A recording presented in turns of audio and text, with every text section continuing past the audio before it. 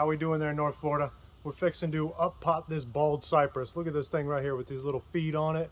How cool is that? Kind of a little fern looking, but anyway, it's a Florida native, if you will, or native to the southeast. It's a bald cypress. Unfortunately, I'm going to put this this other one, maybe even both of them, into shock, but they'll get over it. It'll be just fine. This one right here is an elderberry.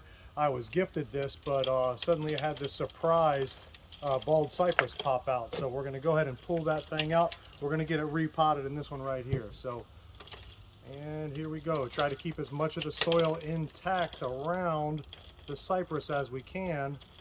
This way it gets the least amount of shock, if you will. Oh, come on. All right, so we're still looking pretty good. I don't know who that root was attached to, this one or that one. Anywhere, here's our cypress. All right, so I've got a nice little pot right here, but it has a single hole in it. So what I want to see you guys do is take something and crush it in on the bottom. Rocks will even work, but what you're trying to do is not let the bottom of that thing, the bottom hole, get clogged up. Otherwise, you're going to drown your plant. So you put something in the bottom, this way it doesn't clog it up, and then you go right on ahead and plant your plant.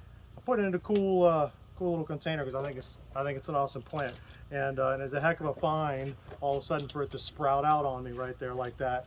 It was just a nice surprise to be gifted a plant, and suddenly you're gifted two plants, but a really cool one at that, as a native right here. So get this thing all the way potted in just like so. Top it up just a little bit more, get her all watered in. Anyway, I'm super happy with this thing, and look how nice that looks on that pot. Look at his little tiny feet. This stuff makes me so happy. Anyway, hope you guys enjoyed. Go plant you something today. See y'all in the next video.